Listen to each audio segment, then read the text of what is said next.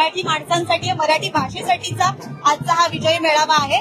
आपल्या बरोबर इथं दहिसरवरून एक व्यक्ती जे आहेत आलेले आहेत ते केवळ इथे हा विजयोत्सव साजरा करण्यासाठी आलेले आहेत। मराठीचा विजयोत्सव साजरा करण्यात आले आहेत, त्यांच्याशी आपण संवाद साधूयात। काय सांगाल, कुठून आलात आपण? मी राहणार, माझा जन्म ताडदेव, पण मी आता सध्या राहतो दहिसरला। मी आज फक्त इथे, मी कुठल्याही पक्षाचा कार्यकर्ता नाहीये, तर फक्त मी इथे आलो आहे हा मराठी भाषेचा विजय उत्सव सेलिब्रेट करण्यासाठी इथे आलेलो आहे।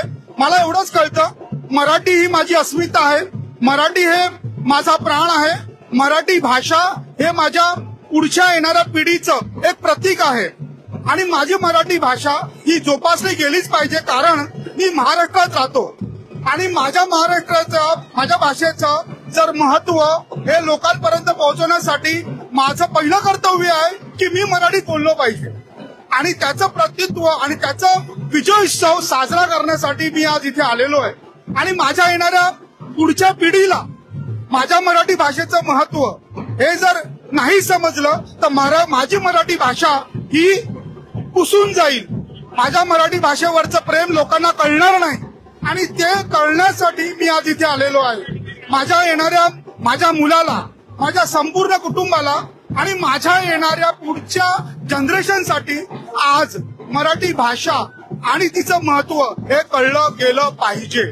आपण ज्या राज्यात राहतो तिकडची भाषा ही बोलली गेली पाहिजे।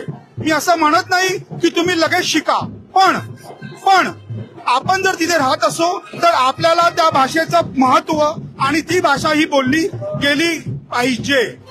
जय महाराष्ट्र। मी अभिषेक सोनावणे, मराठी म्हणून मला असणारा त्याचा अभिमान हा मी मरेपर्यंत आणि मरेपर्यंत शेवटपर्यंत मी जोपासणार। बस, थँक्यू। तर हे होते दहिसरचे अभिषेक सोनावणे। मराठी भाषेसाठी, मराठी अस्मितेसाठी त्यांचा हा लढा आहे आणि आजच्या या विजयोत्सवात केवळ आणि केवळ मराठी भाषेसाठी ते सहभागी झाले आहेत।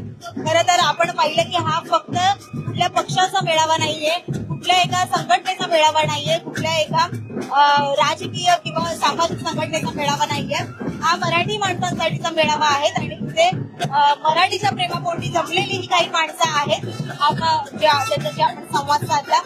असेच पदाधिकारी आणि कार्यकर्ते या ठिकाणी मोठ्या संख्येने आता दाखल होऊ लागलेले आहेत।